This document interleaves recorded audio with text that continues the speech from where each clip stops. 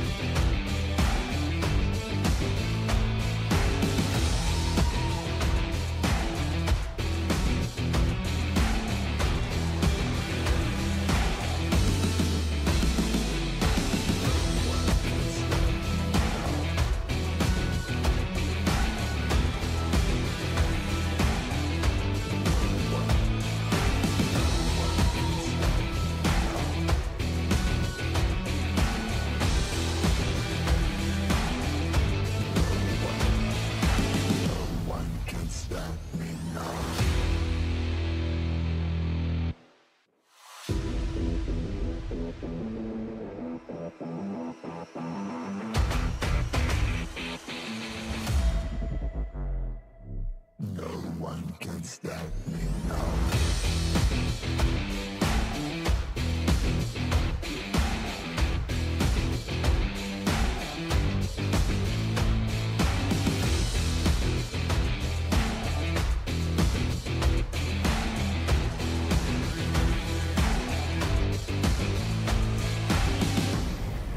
No one can stop me now.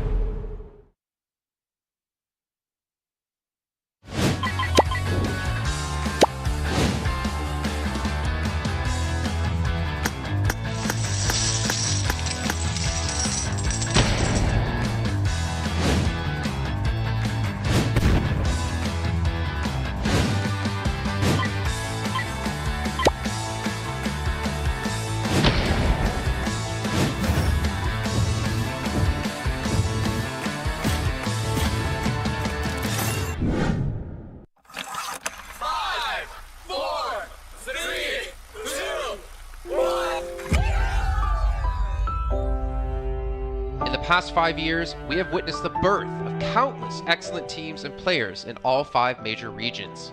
They are still remembered by us to this day. At the same time, we also remember our fans who loved us from the very beginning. On the occasion of this 5th anniversary, let's turn back the clock to the starting point of PUBG Mobile Esports, the Southeast Asia region, where all the stories began. As the first world-class event, PUBG Mobile Star Challenge gathered professional players from all over the world. With continuous development, the 2019 PUBG Mobile Club Open Global Finals is undoubtedly the most exciting event. 2019 Fall Split Global Finals, ladies and gentlemen, give yourself a round of applause! Among the countless rising stars, one shined particularly bright. Bigatron Red Aliens, a team from Indonesia, Bigatron Red Aliens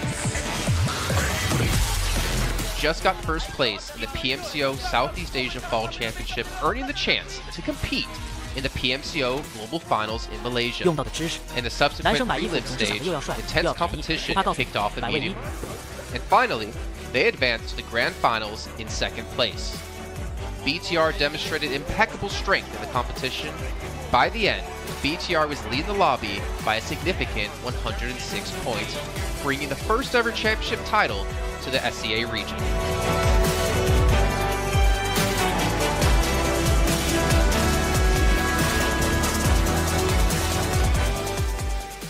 Di saat itu siapa yang nggak kenal dengan nama Bigatron gitu? Tim yang punya segudang prestasi, mereka juara dunia di PMCO Global Finals tahun 2019. Mereka banyak banget melahirkan pemain-pemain berbakat, Zuxi, Luxi, Ryzen, Microboy. Terus habis itu Zuxi, Luxi juga saat mereka menjadi juara dunia, mereka berada di masa prime-nya mereka banget. PUBG Mobile Esports always strives to develop and grow year after year. That's why we made sure to continue the support and build the SEA region. In 2020, the improvement of the competitive schedule introduced the World League, which later became the World Invitational. We also launched the PUBG Mobile Pro League, where even more outstanding teams joined the competitive stage.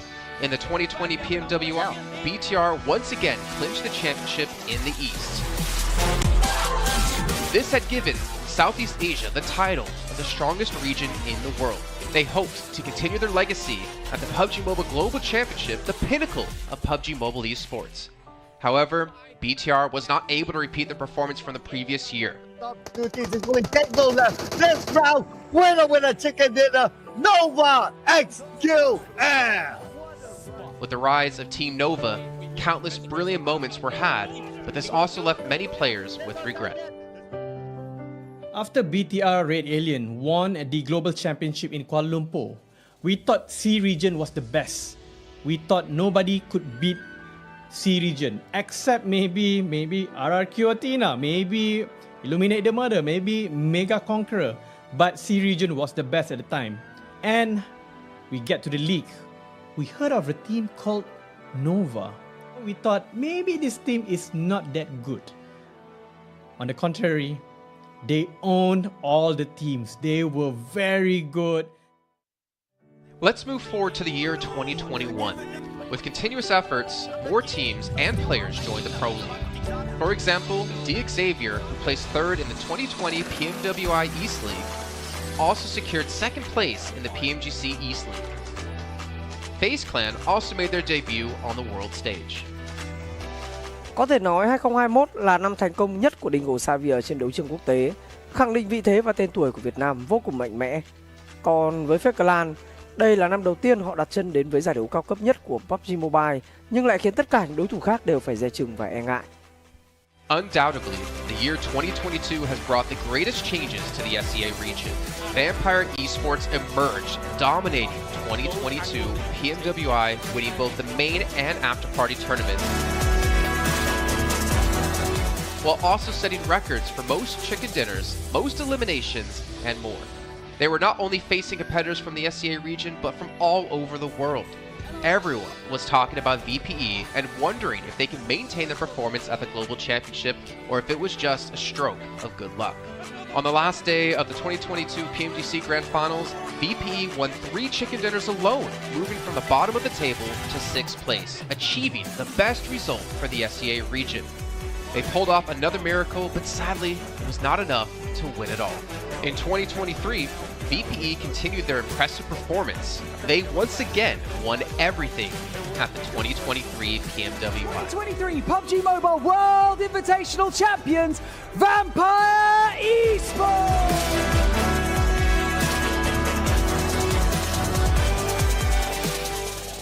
ก็ย้อนกลับไปในปีที่แล้วนะครับเอาจริงก็ผมมองว่าน่าจะโอ้โหไม่มีใครที่จะมองว่าทางฝั่งตัวแวมไพร์จะซักเซสได้ถึงขนาดนั้นนะครับเพราะยุคนั้นเหมือนทุกคนจะโฟกัสไปทางฝั่งตัวอินฟินแล้วก็เฟซแคนที่มีแบบว่าผู้เล่นดังๆนะครับแล้วก็ถ้าจำมันได้เหมือน PMGC ปีล่าสุดมากินไก่แบบเบิ้ลติดๆกันในวันสุดท้ายเหมือน เอาจริงน้องๆก็เคยบอกเลยว่าเฮ้ยเราเครียดกันไปหรือเปล่ามาเป็นตัวเองดีกว่าเล่นแบบปล่อยจอยเล่นแบบจอยๆเลยสุดท้าย3 เกมติดจบอันดับ 6 ของโลกซะอย่างนั้นนี่นะครับแวมไพร์สปอร์ตเหลือเชื่อจัด But don't forget, Alter Ego, an Indonesian team, showed a very strong performance by winning the Super League twice. The SCA Super League was an upgrade to the previous championship, which by many is considered to be the most competitive league in PUBG Mobile. They could potentially become the next legend of the SCA region. Untuk dibilang legend, gue rasa belum sih untuk Alter Ego.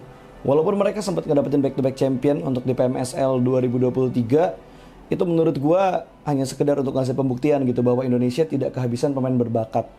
Ya mungkin contohnya Rosemary gitu. Datangnya dia ke Alter Ego tuh bener-bener jadi ujung tombak untuk Alter Ego. Dan gak berhenti di Rosemary. Masih ada Alpha juga yang didatangkan oleh Alter Ego untuk mengisi kekosongan atau kekurangan dari Alter Ego. Dan gue rasa PMGC 2023 ini akan menjadi ajang global championship pertama gitu untuk Rosemary dan juga si Alpha. Jadi wajib banget kita nantikan performnya mereka di PMGC 2023. Dan please di notes pastikan tonton Alter Ego sampai akhir.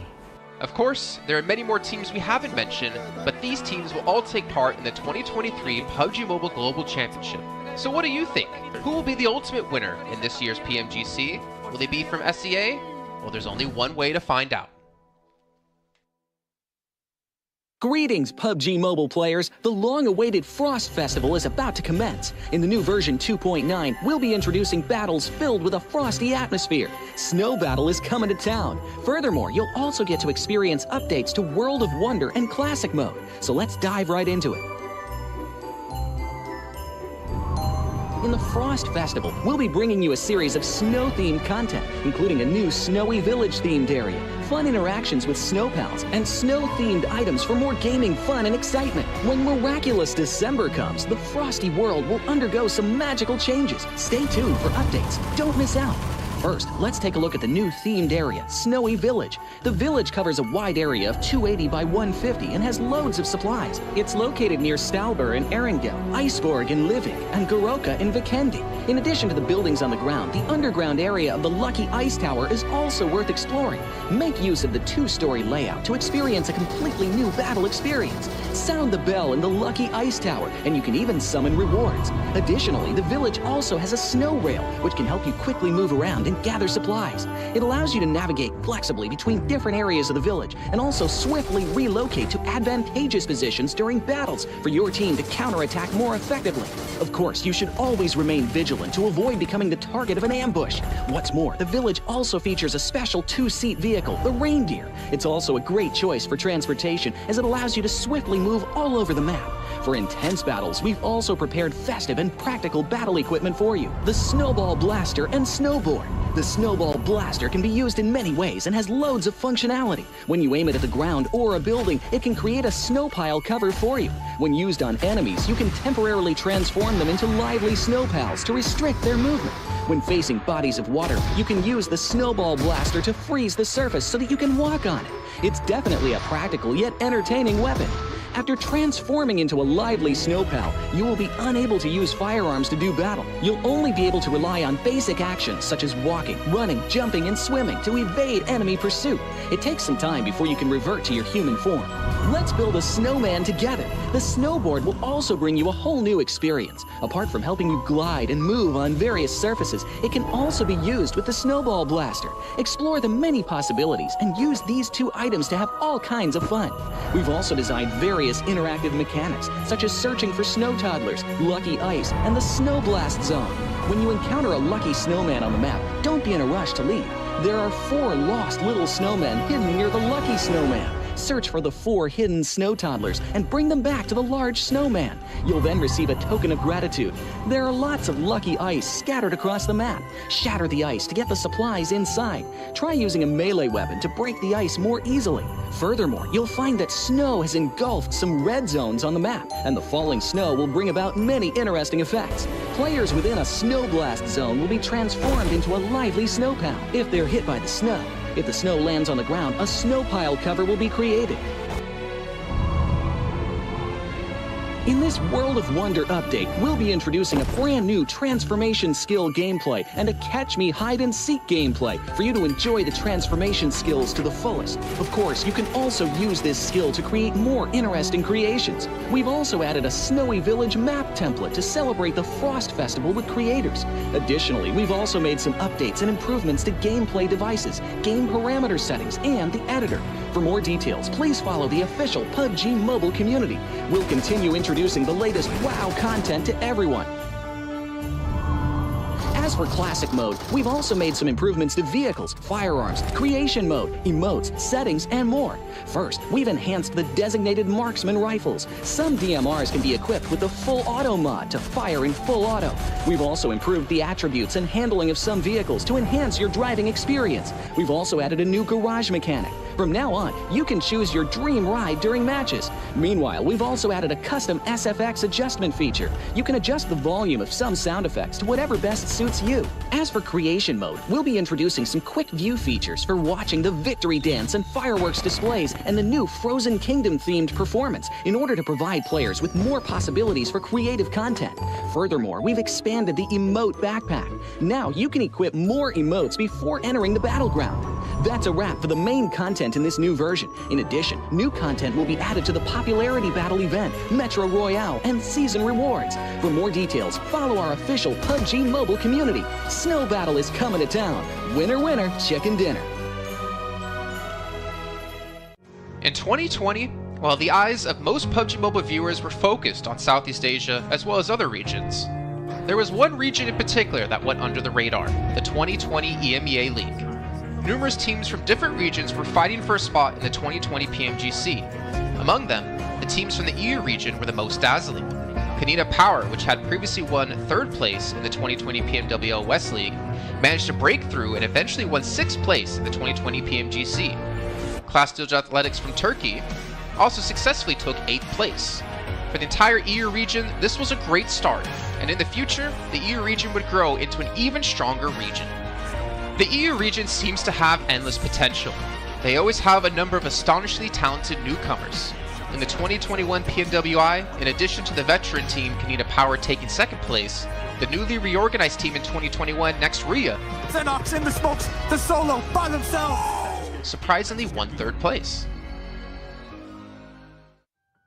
The EU region seems to just have endless potential. There's always a number of astonishingly talented newcomers coming up through the ranks, developing their skills, and in 2021 at the PMWI, you had some of the veterans there for sure. Canina Power taking 2nd place, an incredible performance coming through from them to get that 2nd place. But not only that, you had the reorganized team for Nextria in 2021 who won PMPL Turkey. They came 1st in their region and then were invited on the back of that to the PMWI West to take 3rd place. So these new talents working as this new roster at the time, a phenomenal resurgence there, and there's so much more left in the pipeline, I'm sure, for this region. I'm really excited for what the future has, and I can't wait to see what they've got. In the 2021 PMGC, teams from around the world gathered once again. First of all, worth mentioning is that among all the participating countries in the grand finals, Turkey had the most with 3. Among them, teams like S2G and Nextria finished 4th and 6th respectively. This was a massive achievement. The efforts of the EU region are constantly bearing fruit. Now they just needed an opportunity. 2021 yılında Dünya Şampiyonası istediğimiz gibi başlamıştı. Çünkü West aşamasında 3 takımımızı birden ilk 6'ya sokmayı başardık ve büyük finallere 3 takımımızı göndermiştik. S2G 4. olarak buraya katılma hakkı kazanmıştı ve kadrosunda Rip7, Timber, Kalse, Sylas gibi isimler vardı. Büyük finallerde ne yapacağını çok fazla kestiremiyorduk temsilcilerimizin, çünkü dünyadaki takımların iyi performansları söz konusuydu. Büyük finallerde temsilcimiz S2G 4. olmayı başardı, Nexia 6. olmayı başardı. Maalesef Fenerbahçe ilk 8'in dışarısında kalmıştı. Ama bu takımın ileride çok iyi şeyler vaat ettiği konusunda herkes hemfikirdi. Next, let's go directly to the 2022 PMGC. At a time when everyone was focusing on whether Nova could win 3 consecutive championships, a team that was not originally a favorite to win was about to become the focus on the stage. S2G performed consistently in the first 2 days of competition, always maintaining a position at the top of the leaderboard. And on the final day, S2G changed its conservative tactical strategy and sought to gain more elimination points in the last few rounds. And in the last round, S2G secured the championship with 15 elimination points. The champion of 2022, it is S2G! They finally broke through and made history for the EU region. 2022 Dünya Şampiyonası bizi büyük zaferler getirdi. Tabii ki Dünya Şampiyonası başlamadan önce bu zaferlerin geleceği konusunda çok bir fikrimiz yoktu. S2G kadrosunda bazı değişiklikler yapmıştı. Takıma yeni katılan oyuncular vardı. Özellikle Reis ile birlikte takımın form seviyesi gerçekten çok yüksekti. 2022 Dünya Şampiyonası finallerine 2 takım göndermeyi başarmıştık. Bir tanesi S2G, bir tanesi Fireflux. Maalesef 2 takımımızın kaderleri birazcık farklı oldu. İlk günden itibaren S2G sürekli olarak zirveyi kovalarken Fireflux için işler iyi gitmemişti. 3. gün geldiğinde S2G güzel maçlar geçirdi ve şampiyonluğu Türkiye'ye getirmeyi başardı. Bu Türkiye e-spor tarihindeki en unutulmaz başarıydı. This year, the EU region has continuously produced even more strong teams. First of all, G Gladiators won first place at the 2023 PUBG Mobile Pro League Spring Regional Championships and third place in the 2023 PMWI. Veteran teams like Next Ria and Canada Power have been performing better and better this year and successfully qualified for the 2023 PMGC. Subsequently, hot recent teams like Mad Bulls, BRA Esports, Major Pride, Melise Esports, Demorte, among others from EU, have also successfully gotten a spot in PMGC. They all look forward to continuing the success of the EU region in 2023. There are many questions surrounding PMGC. Will S2G successfully defend their championship? Will another EU team lift the trophy? Could it even be a team unexpected to win it all? Let's witness it together in Turkey.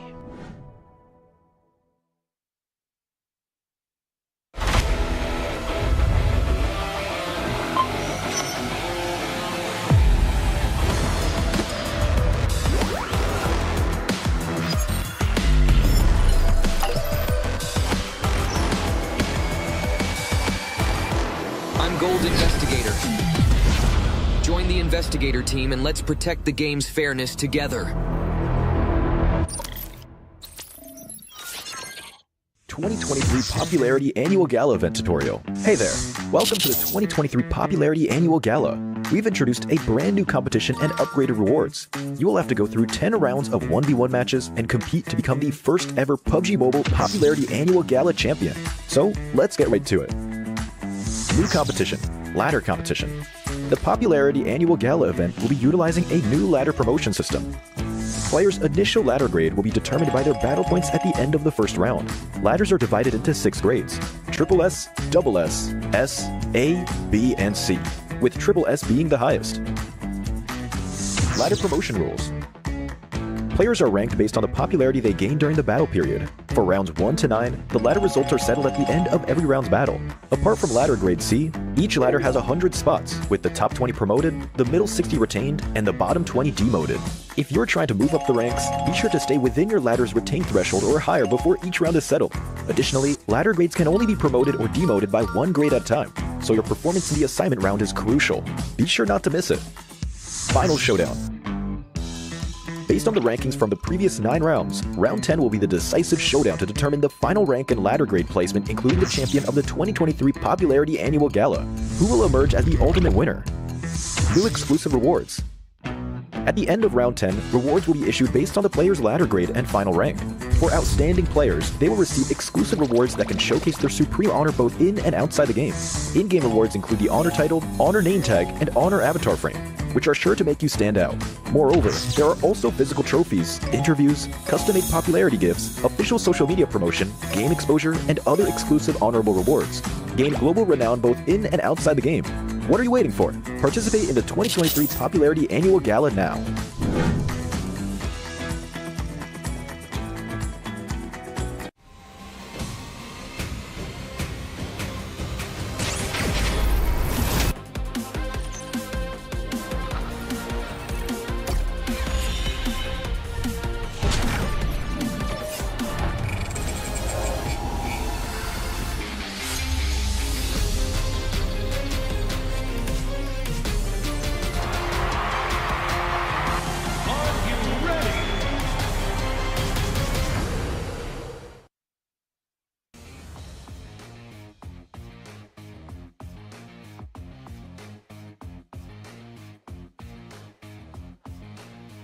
Welcome back to the PMGC 2023, and this is going to be the last chance stage here. And I'm live in Malaysia, Battle Arena PJ, with me none other than Potato coming out from Alter Ego. Now, starting off our questions and brief interview for the day. Now, for Alter Ego, you guys were PMSL champions back-to-back for 2 seasons, but it feels like there's a lot of challenges for you in the PMGC League stage. What was the biggest difference if you compare during the PMSL and even the PMGC now? Oke, jadi buat Alter Ego sendiri, kalian itu back-to-back champion di PMSL dan sekarang kamu berada di survival stage PMGC. Jadi apakah perbedaan di antara PMSL dan PMGC itu sendiri? Oke, kalau perbedaannya menurut kita sih dari segi adaptif di tim-tim global ini ya. Karena dari segi adaptif atau adaptasi mereka sangat-sangat kuat lah. Jadi mereka nggak ada patokan mau gameplay gimana, jadi mereka menyesuaikan dari segi gameplay. Okay, if you ask me the difference between PMSL and PMGC, most of the team at this PMGC, they know how to adapt with the situation. They don't have like one specific play style or they want to play passive or aggressive. No, they're not doing that. They just adapt with the situation and improvise from there. So I guess that's the biggest challenge for them as well then. And now, based on yesterday's matches, are there any adjustments? Since today is your last day playing as well, you have to wait for tomorrow. Will there be any adjustment for your team to just make it for the next stage and get a better result? Oke, jadi buat hari ini adalah hari terakhir buat Alter Ego sendiri.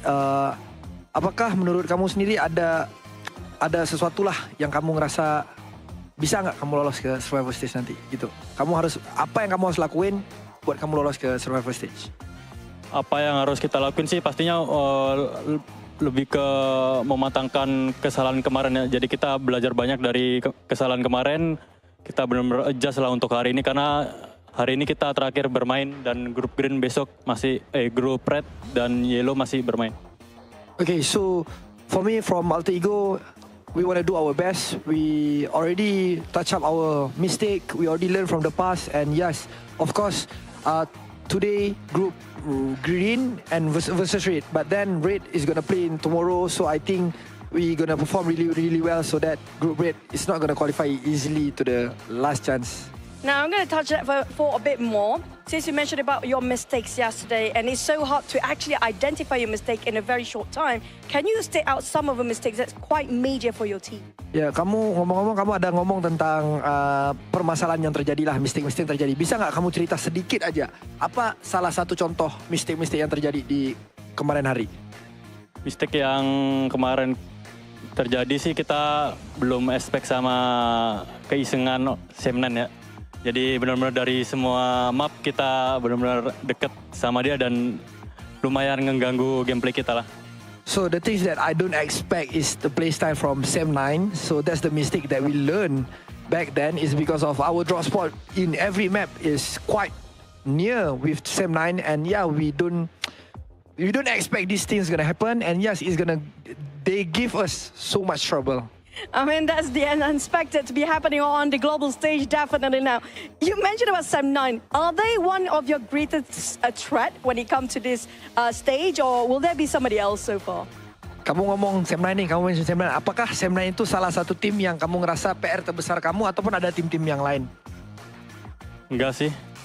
Karena emang kemarin iseng aja, kita nggak expect dia bakalan main se-iseng itu. Okay. So basically, it's not really Sem9 is our biggest threat, but then we just don't expect they're gonna play like that. Okay, we might have more surprises for today, by the way. With tight points among the teams, and you still have a great chance to make it to the last chance stage. What's your focus to improve your rankings since today is your last day? And what do you think is the most important outcome for today's games?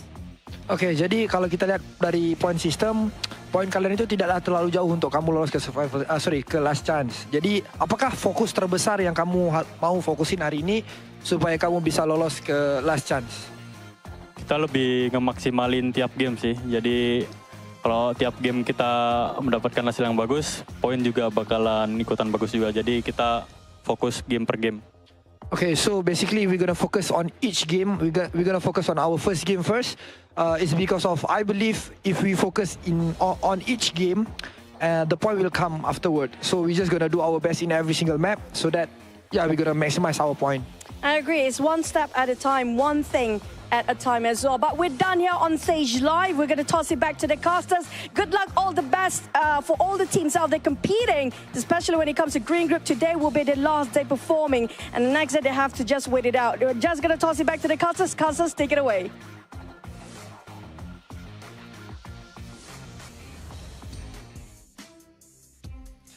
Well, as you heard there, Potato, Altigo, and all the teams from Group Green, this is your last chance, your last 6 matches to get as many points as possible and potentially keep yourself in the safe zone. I'm Jason Kaplan, and we got Maxman and Kalaris here on the desk to break down everything happening, obviously, yesterday and what's to come up today. And honestly, Max, well, no, I'm not going to go to you, Max. I'm going to go to Kalaris first. Altigo had a rough day, to say the least. Yes, they did, and I VOD reviewed them quite extensively. So obviously we heard in the interview there that, you know, Sem9 was one of their downfalls. Luckily for them, they're not playing today. However, I think that is not the issue for them. Yesterday, the issue for them in 4 games out of the 6 was unnecessary risks. You think back to the Sandhawk, you get caught in the water, BTR takes you down, you're done. You think, and the other water scenario on Erangel as well, that was not required whatsoever. The first game on Erangel, where they're coming late to the circle, they're trying to go for a central spot. You're too late. Try and play edge instead. Again, another unnecessary risk.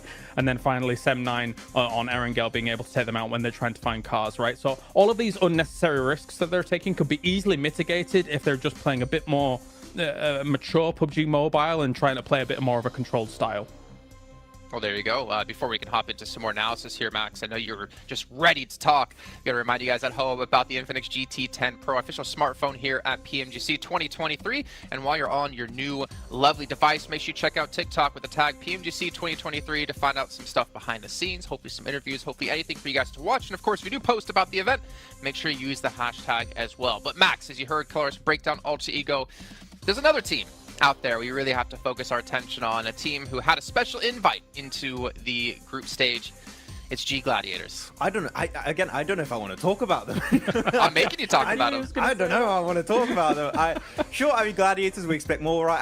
I still believe in the Gladiators cheese. They're going to cheese until the very end here, Jason. They're going to maybe qualify to the survival stage, to the last chance, should I say, with just a few points. But I want to look onto other teams possibly, because we got also a big shift of groups, right? And one of the few teams that's been added to the mix today that I'm especially excited to see play is going to be Enigma Galaxy. They played exceptionally well back in their Group Red, and especially with Coops, he was the second top fragger of his group.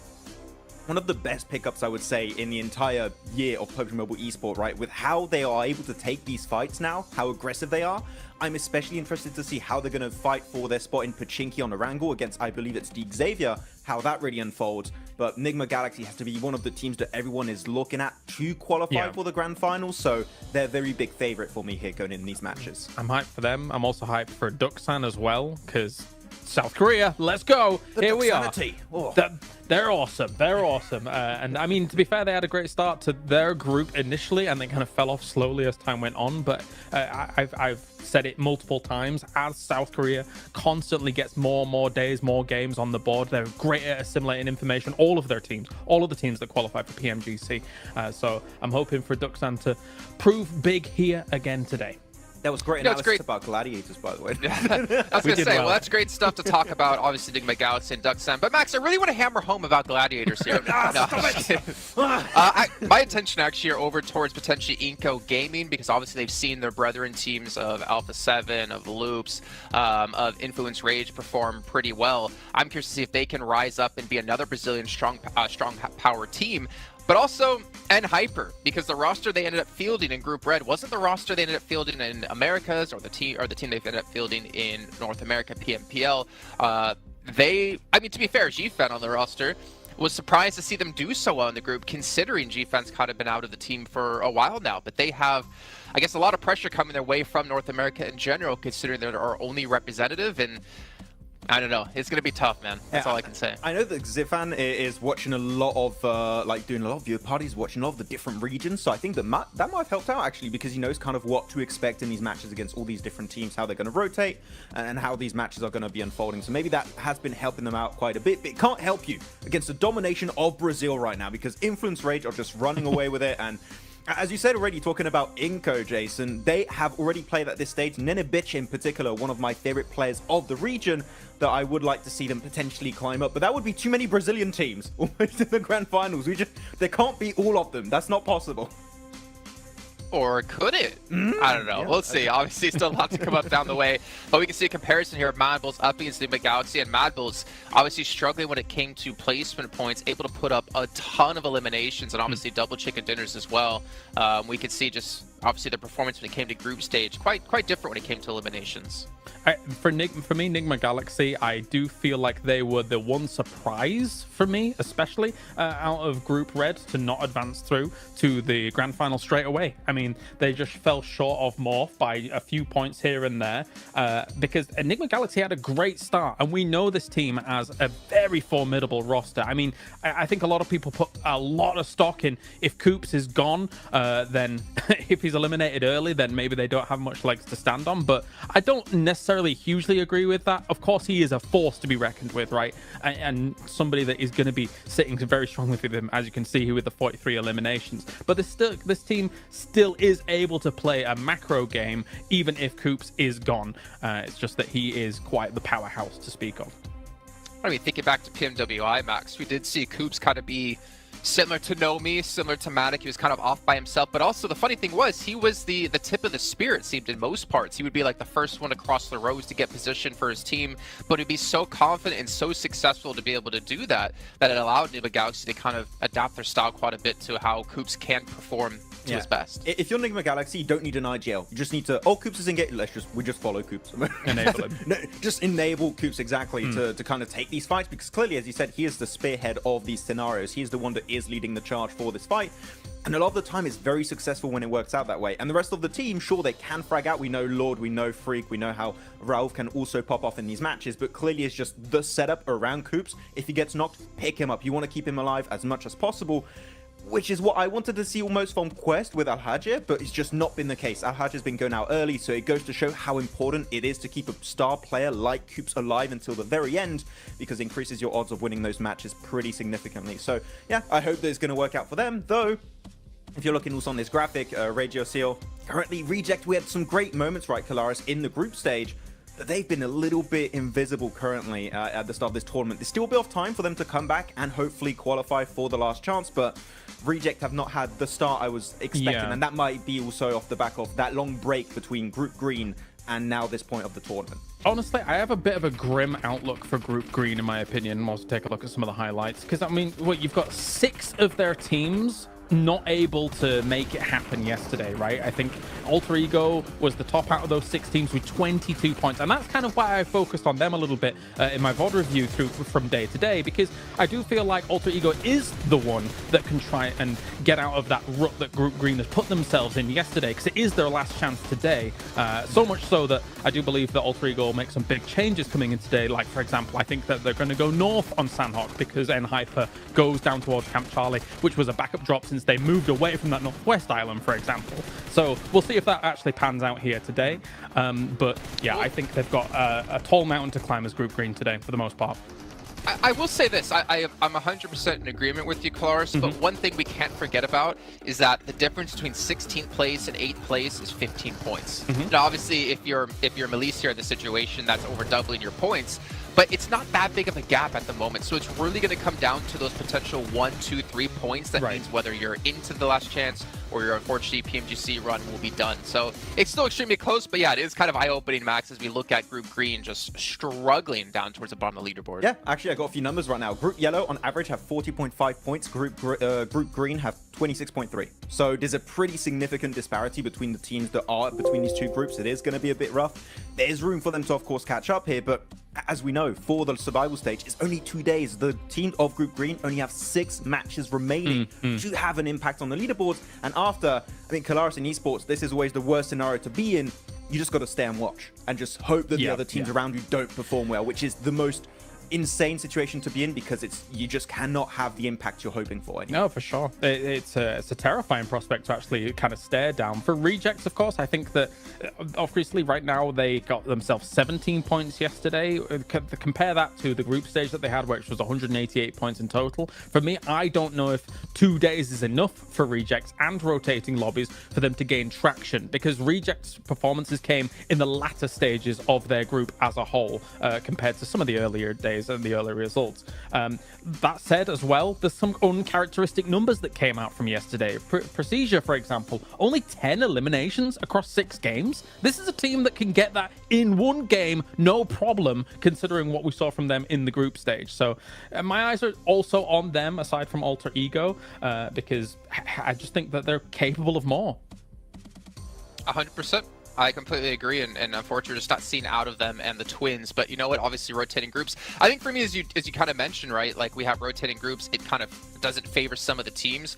But for me, PMGC is always about finding the best all-around team, because there's so many different kind of mini tournaments within tournaments, right? You have your group stage where you play out the same teams over the course of 3-4 days. Then you have this event where you have rotating groups. You have to be adaptive. Then you get to the grand finals where it's going to be a sprint, or I guess the last stage coming up in just 2 days, where it's really a sprint, right?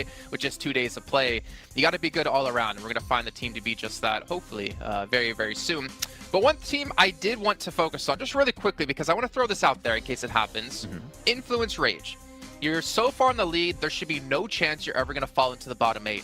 Do you start to hot drop on some teams' potential, start to kind of put yourself in rotational paths of some of the teams, well, obviously not them because they're not playing here, maybe Mad Bulls is a better case in the situation, to punish teams and prevent them from potentially qualifying? Because Influence Rage will come tomorrow, Mad Bulls is today. We always theorize this, and it pretty much never happens, right? But I want to see it! You want to see it, okay, but other teams going to take that risk? I'm not quite sure. You could do it if you want at the second half of the day. I think now is a bit early to do that. You're safe. You're not 100% safe, so just... Mad Bulls? You don't... I mean, for Influence Rage, I would just say, just play the half of the day, just chill, normal. Then if you want, and see how it happens. I think the earlier you do it, the more responsive teams are going to be to that, and they're going to adapt around you, potentially hot dropping them, right? So if you Influence Rage, Mad Bulls, BTR, maybe you want to take a bit more time before going for a play like that. I don't know who you'd want to pick out. Maybe Rejects, maybe also Gladiators right now could be a team to take down. I don't know. Could be. I have a thought. I do think Mad Bulls is relatively safe. I mean, considering that I think that their performance will continue here throughout the day. I think if you were going to target anybody based on these two groups alone, I wouldn't even mind looking towards Procedure for on Erangel. If you think about their potential rotational paths from something like Yasnaya going up against kind of Rozhok, sometimes those can potentially clash from time to time, and Erangel is the most, as we all do our little things. Please sir, I want to be next. You know, I think that could be a target. If they were going to do something, I don't know whether they will though. I'd even go Alter Ego, to be honest. I think that would be a good team to take down. Maybe. They could be a threat. I mean, that's a good point. If you prevent them from hot dropping you when we get into the last chance stage, then it means your position's going to be a lot cleaner. You're limited in games. You have a better chance of qualifying through. But let's see what's going to break down as we're heading to our first match of the day with Sandhawk. Going to throw it over to our commentators, so Jack and Blink, to take it away. Thank you, Jason. Oh, it's exciting already because I kind of like the way you can see we're all there in anticipation. It's cool. I like the way you kind of had, you know, the we're in school blank. We want to get our opinions. Oh in. yeah. Because even me and you were speculating, we're theory crafting. It's sick, man. This week's going to be so damn good. Like the quality of games yesterday was great. If that carries on, I'm living for it, man. Yeah, I mean, we were having a little chat behind the scenes there. I mean, to be honest with you, there's a lot to talk about. You know, you have some of these groups here that are now playing that last day. Group Green, this is their final day today before we head towards tomorrow. Everyone gets 2 days of play between both the survival stage and and some of the players, some of the teams in Group Green are in real danger right now. It's a stressful experience. U2 Alliance, they look happy, they look ready to go, they look very, very excited to get things on the road here. They had a pretty good upwards trend over in their group. Didn't start off so strong, but ended it quite significantly well. Obviously not getting in towards that direct invite stage, but yeah, for Group Green, things do get a little tough here. And we were chatting about there's really only a couple of teams from Group Green that we actually thought were fairly decent towards the end of it. And it kind of felt like the group of death, but the more we look into it, the more we see there's actually some very, very good teams in some of these other groups that definitely deserve more praise. Absolutely. I think that's sort of the speculation that we had when we came to this agreement, like looking back on it, in retrospect about the rose-tinted goggles or green-tinted goggles, really, the upper echelons of that group were absolute masterclass, right? Even Reject Tokyo couldn't be lumped in without how well they were playing over that week. But since coming into this, well, hang on a minute, hold that thought. Since our hot drops are happening, what's going on here? Straight into the action. Is that Mad Balls under pressure already? It is Inco versus Mad Balls here. We saw this versus Mad Balls in the very first day of their group versus Falcons. They lost their hot drop, but they're used to it now. They're expecting something to go off. They've already found one knock off the bat here. Let's see if they can find any more, Jackie. How far can they go with this then? Fleek getting the reload off instantly, trying to assess the situation. Now, Mad Balls always feel like they were hit with pressure on Sanhok, even back in regulation in Group Green. They were being tested for control. Inco are the ones that are starting to show up here, though. Early damage done. Fleek down by the DBS. Another knock coming in, Blank. Bit of a trade. But now we're seeing them both be severed. Lots of damage across either squad now. It was one apiece, but Inco were able to get that res off there. Vitali will finish off Fleek in the meantime. Zerich desperately trying to hold his own. Becker trying to head down the stairs. Nice little peek out coming through from Inco. Only one Mad Ball left remaining, but it's Tulika. He was having a fantastic day yesterday. Not about to let this game slip out of his hands, but he's only got one teammate left to bring up. But a huge amount of damage onto Squash. Last player alive, Tulika. Can he clutch this out? Is it going to be burned clutch like a used car salesman? Drop down for Squash, seeing if he can clear his way through as the bullets come flying. Tulika calls for the backup of his teammates, rotating further over so he's got room to try and pick him up later if possible. Doesn't peek off the back of the bait of the movement either, so Squash still holding. Frozen expires, and it's all on Tulika for good. No chance of getting his teammates back. So worst case scenario has happened here. Even if either one of these solos get away and give up the final elim, you have crippled yourself coming into the opening game today. And this is it, Blank. They've got to roll with the punches now. Yeah, Nima Galaxy also had a little peek in here with Ralph off in the distance alongside with his teammate. So this fight is not going to go well either way for both squads right now. Tulika is on the broadside, will be spotted almost immediately.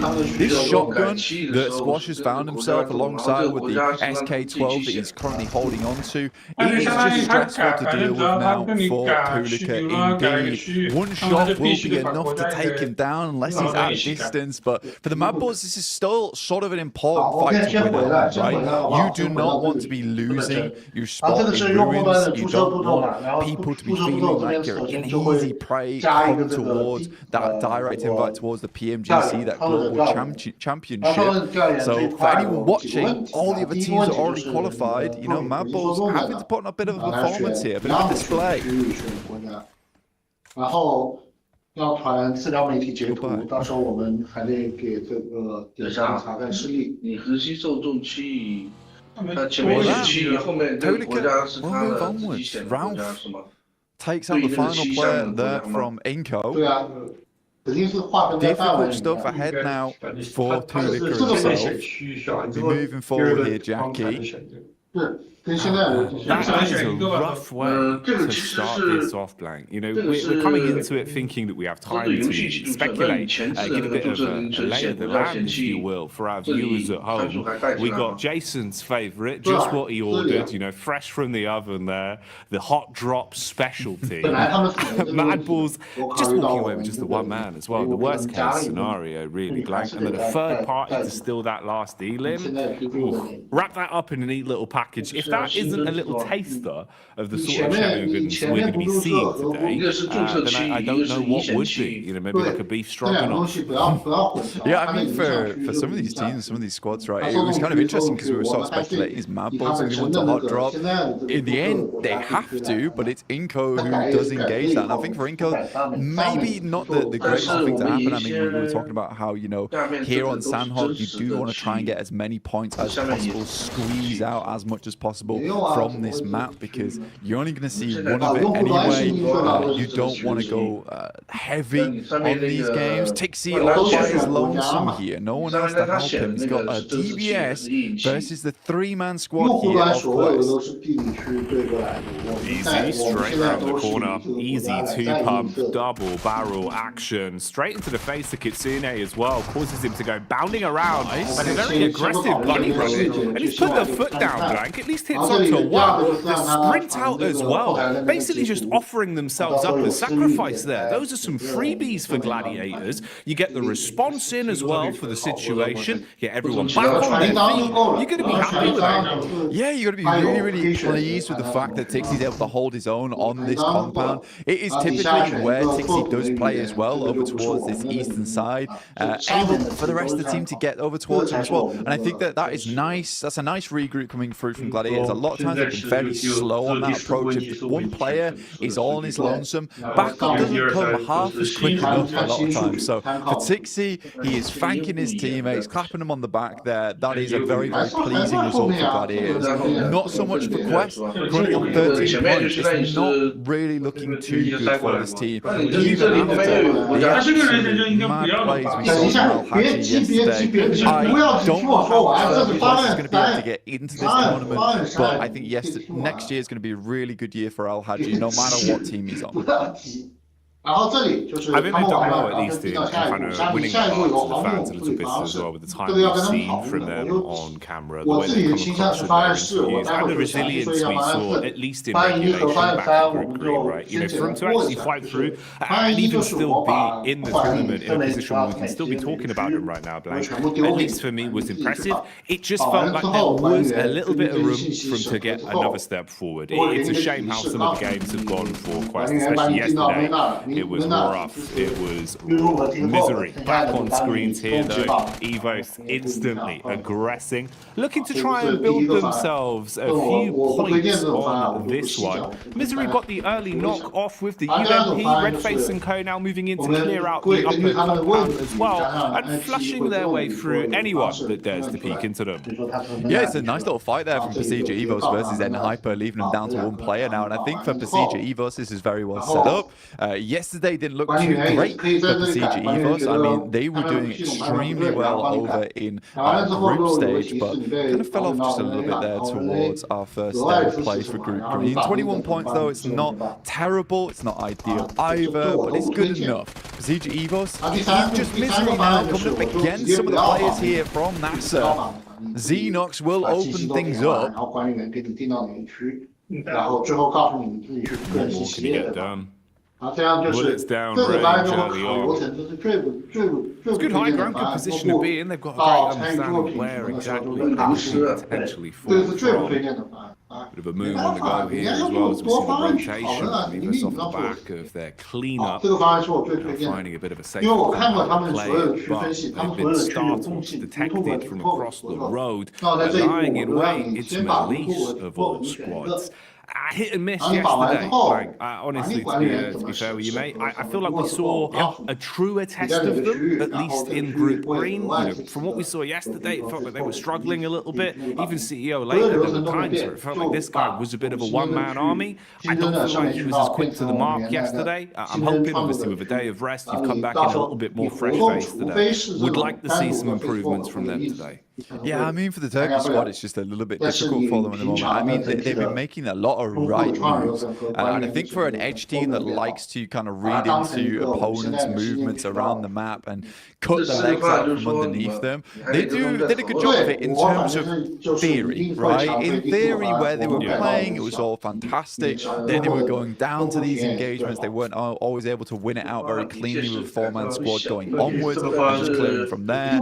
And they ended up just losing losing games very early on. And this kind of the risk with playing edge a lot of times whilst you're holding out and guarding those edge sides, is that if you get into an engagement there, you lose it, right? There's not much chance of getting very much further into the game. For other teams that like to leapfrog from edge and then send towards kind of a middling position between the center of the circle and the outer side of it, you have much more chance to get further into the game and maybe pick yourself some pretty consistent placement points off the back of it. And we had a really good conversation as well yesterday, or even this morning, actually, bloody hell, mixing up my time zones, I'm going so quickly right now, where we were talking about, you know, look, some of these teams yesterday just came out absolutely swinging, and I think in this format you have to, whereas other teams sort of got in their own heads a bit. Yeah, that was one of the big focal points we were kind of sort of umming and ahhing over, about how you could see the difference of, let's say, a team like Influence Rage, who came out just playing their style, just absolutely giving it, right? Any opportunity they had to just swing on a fight,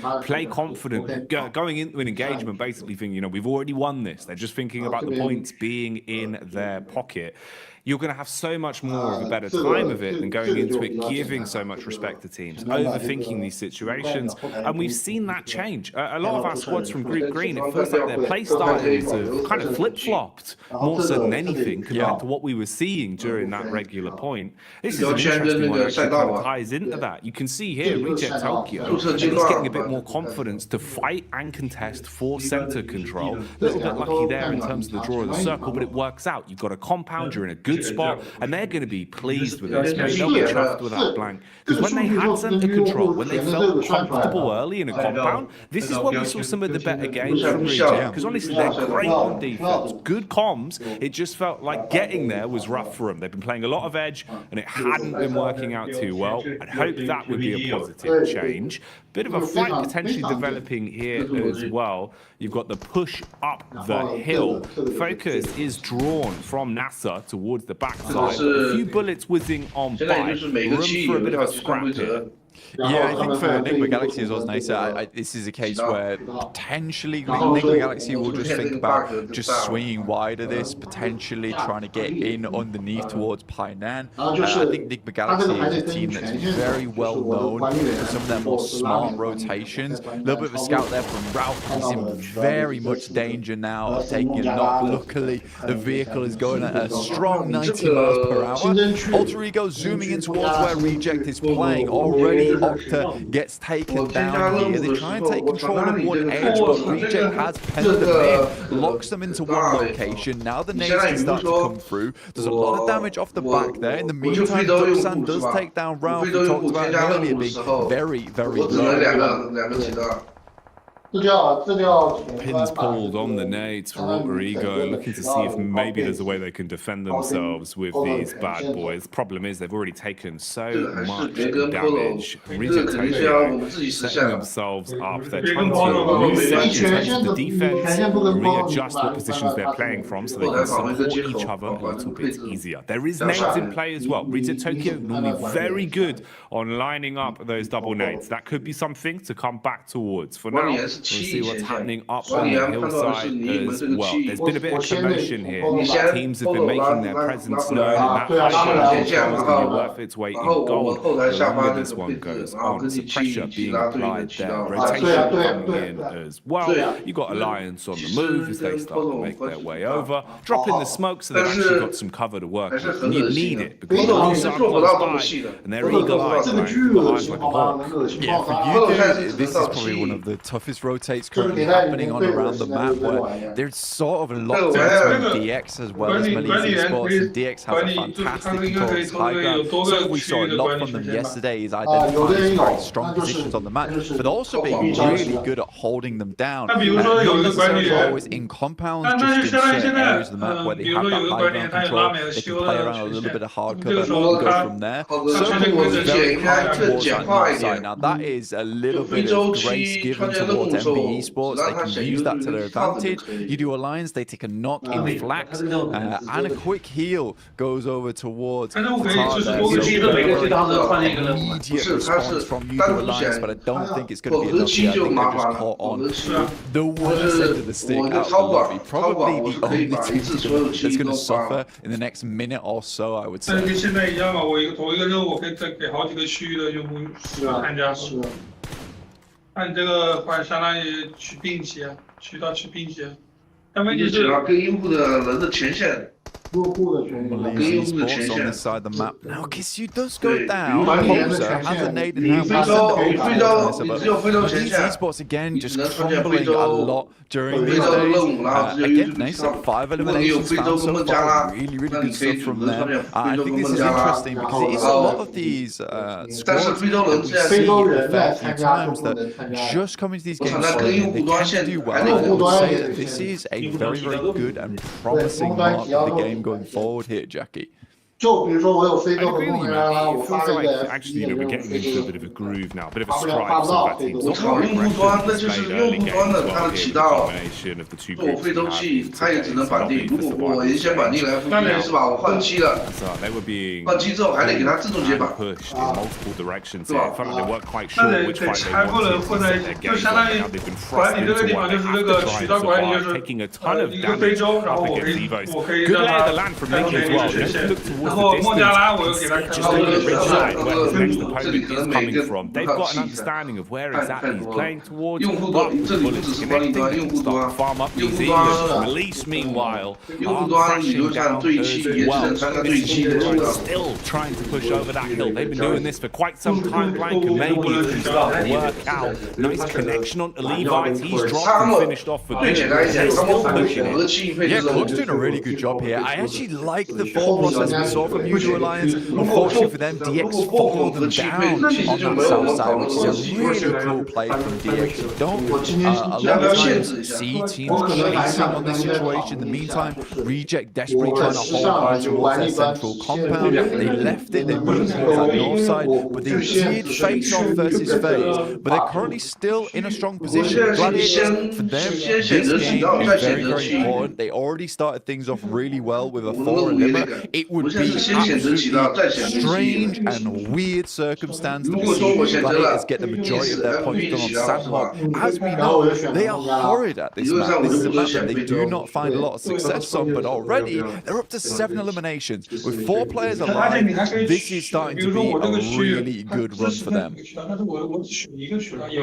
There's an itch in the back of my brain, just reminding me of one of the Sandhawk games we saw from Gladiators quite some time ago, Blank, and I just remember it starting off with the same kind of play, with the pressures on Gladiators, when it feels like, you know, the story's not going to happen, the crazy comeback towards the end is never going to be there. It feels like finally that Cinderella story won't be written. Something like this happens. We've seen it before. We've certainly had that breakfast this morning. 原来我们这个只有一个区域嘛，就是一个非洲加一个中东嘛。假设非洲加一个土耳其就是这样子，但现在可以是非洲，然后下面是你可以选两个渠道或选一个渠道，然后土耳其你可以选一个渠道，这样子分开。Individuals are playing to prove that. Yeah, they desperately do. Right now, face not versus Duxan, not an easy team to go up against. They lose Fistboy on a knock. That's to DX, who are doing a really good job over on this eastern side, just clearing their way through. Up to 3 eliminations now. Alter Ego also chiming in. Bit of a better rotate from them over towards this south side, able to take over that compound that Reject were holding on to. I think a lot of that comes off the back of the fact that Gladiator was able to get some really good pot shots between the windows, knock some of the players from Reject, very much slow them down, bog them down. More nades sailing in from Gladiators, taking out the remainder now of Duxan. FaZe spots out some of the players from Gladiators, will take some pot shots towards them, over towards that western side.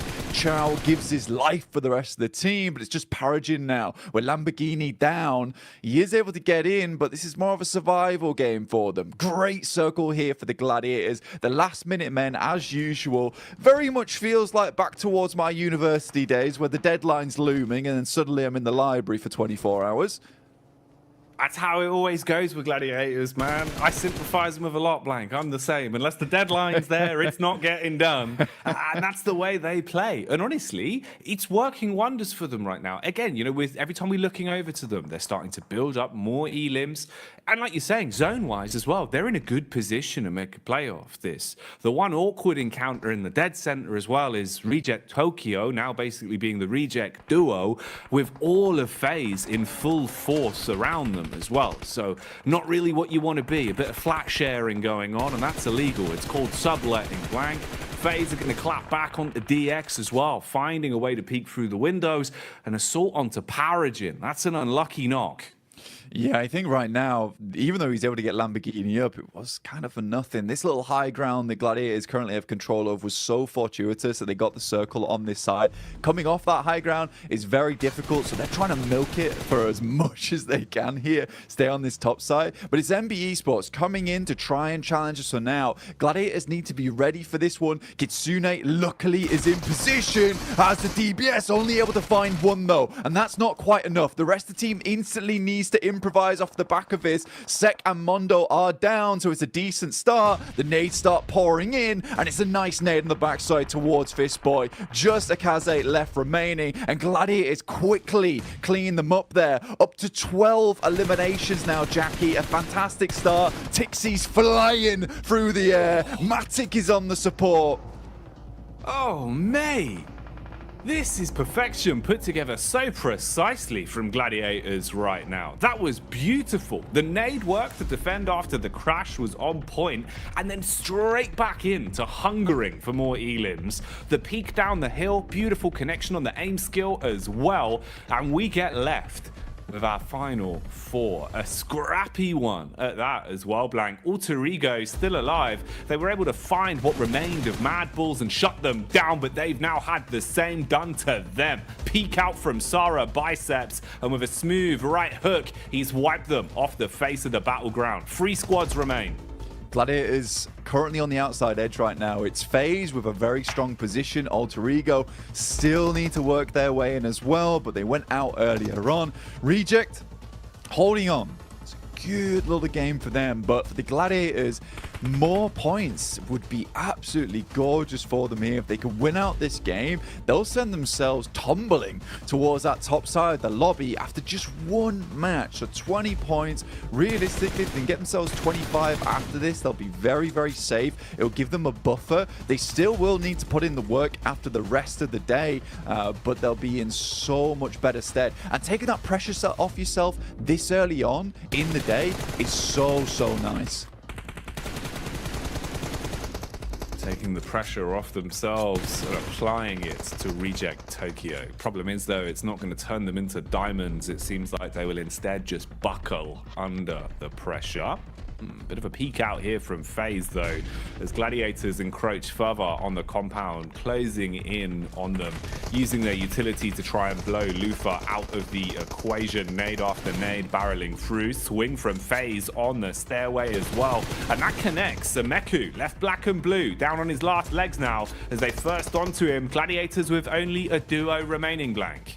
I think regardless of what happens there, I think Gladiators are fairly pleased with this result, right? Meku was always left behind to try and help the rest of the team get further up. Now it's Matic in a 1v3 scenario. It's going to be very difficult for him to pull this type of thing off. Goes for the pre-fire as the circle starts to push all these players in. Has an idea of where they're swinging. This rock is really nice to play around, but Onzen, he's on the prowl, and it will be found by the rest of the team. Mormon finishes off Matic. Regardless, FaZe picks himself a nice win from a very easy rotate on that north side, but for Gladiators, that could have been a lot more for them. Either way, I think it was around about 15 eliminations they finished that game with the 6 points on top of it. 21 points is just a very, very nice start for them. And you know what? Jason might have been right to bring them up at the start of the day. It's crazy, isn't it? You know, we sit there, Jason brings out all his storylines that you think are never going to happen. And I think we hit the mark for 3 out of 3 of Jason predictions all in one game. So he's doing well today, Blank. He's doing well. Oh, look at the dance. He's happy. He's pleased with that one. I mean, starting off the day with a win here for Mela is really, really nice for him. He's got his hot water bottle in hand as well, mate. Oh, yes. Taking the heat to the next level. This is why FaZe are winning. They're bringing the heat in. They're warm. Exactly, Blank. That's madness. They got the moves inside and outside of the battleground, and they got the chicken dinner to boot as well. Can't turn your nose up at that one, but I think we do have to give a little bit of eyesight over towards Gladiators, looking at the stats in terms of what they got up to on that one as well. Yeah. That's a big game from them, right? They're actually fragging as well, Blank, which I think makes the world of difference in the sense of confidence. It's what we were talking about way back at the start of the game. At least now, having a high elim game, it should perk you up a little bit. You're not going to feel so somber throughout the rest of the day. Yeah, I mean, the teamwork looked really, really good there from the Gladiators towards the end, and that's what you want to see overall. In the meantime, we're going to send you back over to the other team over on the desk.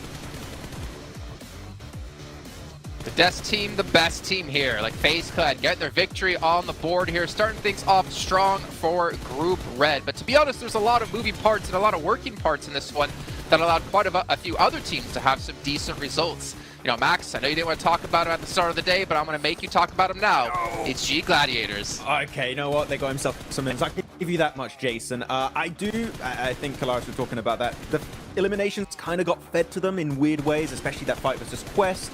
Alter Ego changing their drop location to the Eastern Island, and Mad Balls fighting Inko, which means that their rotation path here, Jason, is completely free. Even if you rotate late, you can make it through Trifecta, you can get access to Bootcamp Hill, and off the back of that, they can just start blasting at so many other teams like Duxan, Alter Ego, and get 15 eliminations on the board. They needed those points here because they were in a tough spot before here, and they already doubled their points. They had 20 points before this match, and now extra 21. That is massive for Gladiators.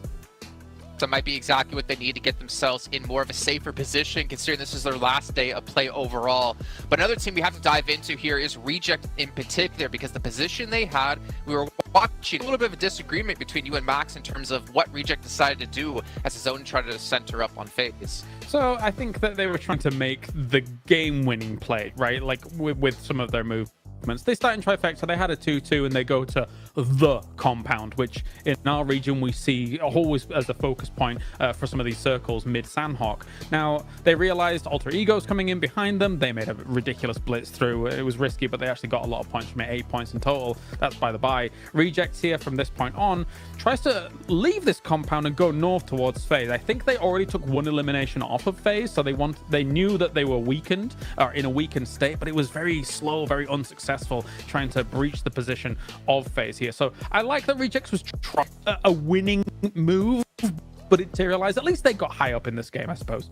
Yeah, I think that the situation they were in with Alter Ego playing the Road Trifecta compound is you want to work with Alter Ego and stand that compound for as long as possible to gatekeep other potential threats later on down the line. If you stay there with Alter Ego, you eliminate Name of Galaxy, Deke Xavier, Duxan. You can also maybe eliminate some players of Gladiators as they get pushed down Bootcamp Hill, and off the back of that, you can transition through the rocks, maybe make over to FaZe. I think that was the better approach, but to be honest, the moment Deke Xavier died, right, Kalaris, they could play those rocks and survive super fine to the match. So it ended up working out, but I think there was maybe another option available. But that's the cool thing. There's so many ways to play it that you don't know which one might be the best at the end. I mean, yeah, I get what you're saying, like a symbiotic relationship in that compound for a little while. The thing I look at it is that they got third in this game, and would they have probably have got third if they'd have stayed in that compound as well? Yeah, probably. But would they have got first? Almost absolutely not. So I think that, you know, they were trying to go for it all, and obviously it didn't pan out.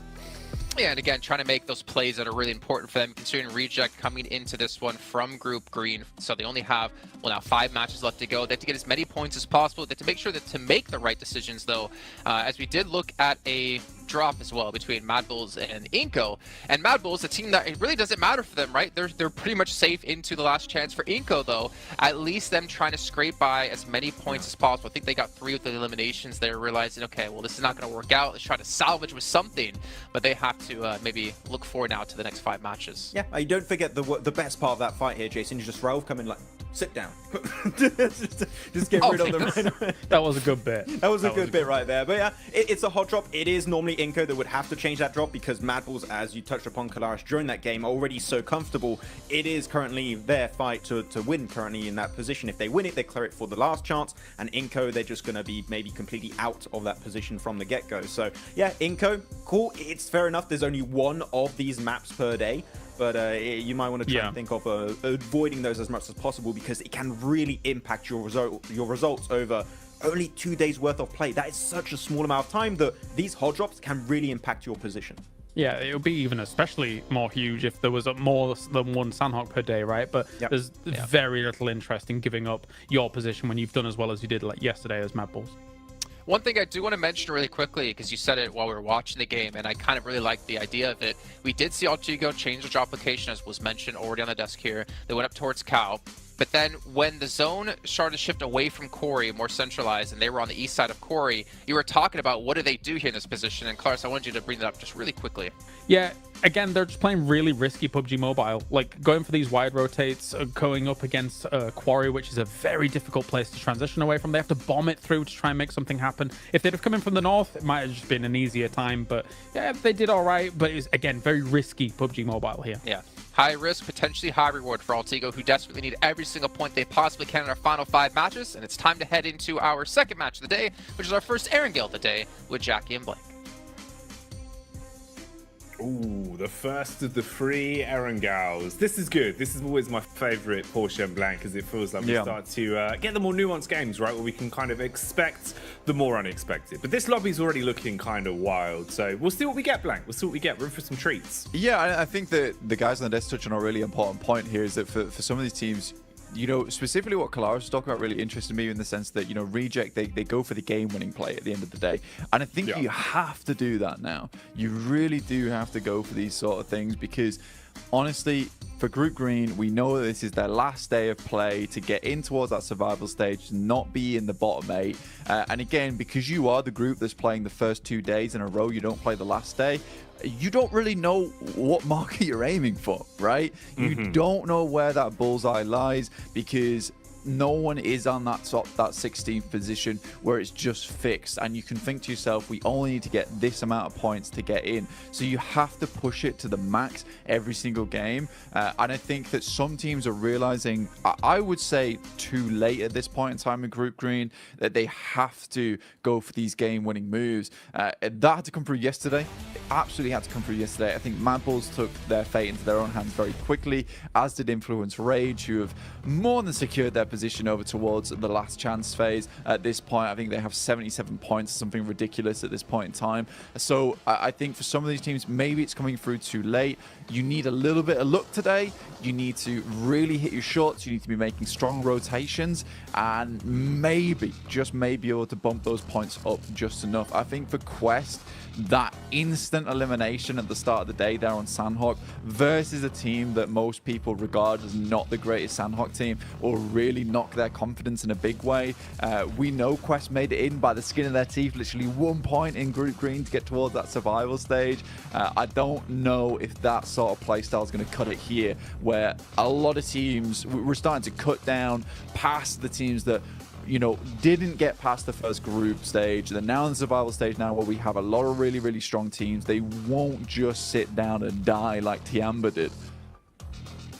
No, it's not going to be anywhere near as easy or as fine of a margin. I think that's the other part as well, is the fact that that was 1 point of difference. I would imagine it's going to be a little bit more of a stark contrast here. Hello, imagine I would have cried. That would have been huge, man. Full John Rambo action to start off the day, but not going to happen. They will try and instigate the fight, though, onto Melisse as best as possible, whilst they know they're a little bit fragmented over in Alliance territory. So he's going to go breezing off, and Poser will join the rest of the squad, group up, and see what they can get done. But yeah, it is very...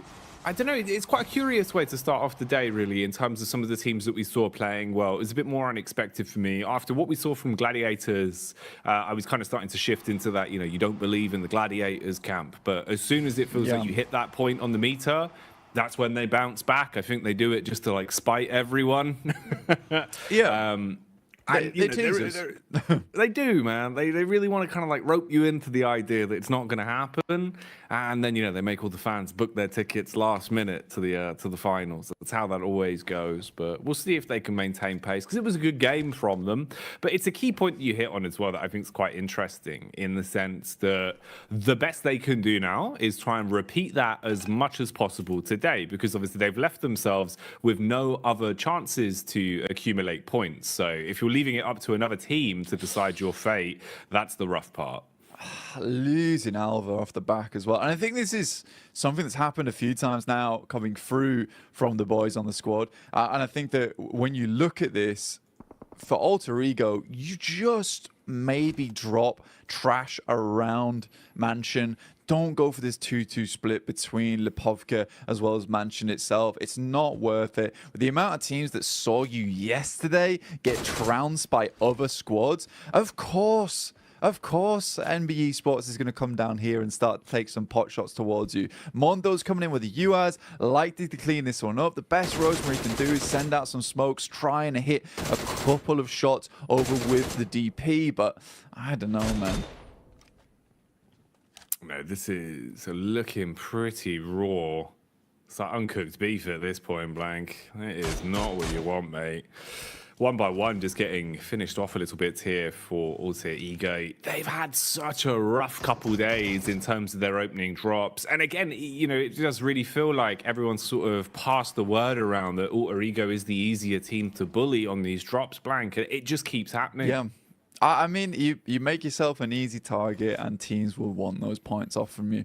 And you don't make those adjustments, it's not going to go well in future. Maxman, very astutely Max update. Max update, little from the Max Mansion itself. Nigma Galaxy usually dropping towards Pachinki.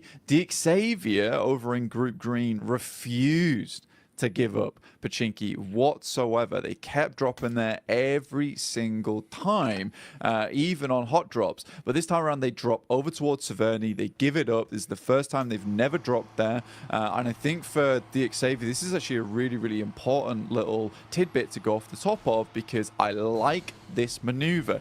You drop towards Pachinki versus Nigma Galaxy. You know this is a strong team, but right now, you're currently third place, 53 points. Consistency, it can be afforded now. So a Severny drop for Xavier when it's open, completely reasonable, I would say, to go for this team. They know they can get further into the map. They know that they're strong holding in that mid game and then trying to take out teams towards that late game as well, with a little bit of sweeping from the high grounds. So I think this is a really good move from Xavier, and again kind of feeds into that storyline, as if you made those points happen in that first day, you have a lot of room to switch up tactics, to switch up strategies. If this is a case that Xavier would be on like 15, 19 points, they might have considered dropping over towards Pachinki and just trying to push it to the limit down there versus Nigma Galaxy, trying to win out on that hot drop and then going out from there, because those 4 eliminations would be very nice. And you can't really fear that fact of, what if we lose the hot drop? You just have to go and think to yourself, we're going to win this hot drop, we're going to move from there, we'll take that central position, give us some really good rotational paths into the late game. Everyone else in this lobby is just going to get trounced by us. You just have to think that you're a much larger team than you actually are. Yeah, you've got to embody the stature, right? Make it, look like it's hard for you to fit through doorways, that kind of stuff. Build the confidence up by making yourself feel bigger than you are. And that was what they did. I mean, even back in Group Green, right? It was kind of them versus Bra, was just like the battle of Pachinki every single time, Blank. And DX were willing to fight those down to the bitter end, limping away with one player left if they needed to, or even conceding basically an entire run on one of our games of Erangel just to guarantee that drop. So I like the fact that they've at least moved away from that here and kind of thought, all right, we really did risk it, back then. Now it's a little bit of a different kettle of fish. Let's not go for those sort of plays. So good to see the improvement there and the adjustment as well, to be willing to even give up your normal confident drop. Man, drop is a word that is synonymous with Alter Ego at the minute, though, as every time we look towards the Elim feed, it feels like it's Rosemary that's just taking bullets from miles away. It's so unfortunate for AE for the way these games have been going, but again here, they're just exposed. You've got a line of sight. MBE just keep putting the pressure on them, Blank. Yeah, I think for Alter Ego at this point in time, it's just not looking good, right? And I think we said this multiple times at this point. There had to be a change coming today. Kalaris gave some really good points, some very risky rotations. I think this one in particular was a risky drop as well. I think you can go for risky drops where they provide you a bit more of an idea of actually getting further into the game. But when you're dropping over towards Mansion and then split dropping in Lipovka as well, and you know that Procedure dropped towards Yasnaya, MBE Sports drop around this location as well, you're sort of playing with fire at that point in time. You know, there is just an opportunity to, look, give up on the scouting early on. We have a very good read on where most of these teams move in from, just from watching a lot of the other games that have happened throughout the group stage. Let's just go for a 4-man push over towards Lipovka. We'll split out. We'll try and sweep up towards the top side of Kameshki and move down from there. There's a lot of good little pit stops along the way on that side of the map. So for Alter Ego, again, a risky drop, which I don't think was particularly necessary here. The Xavier, kind of expected from them. Move up towards northern side, take the high ground, control, and play off the back of that one.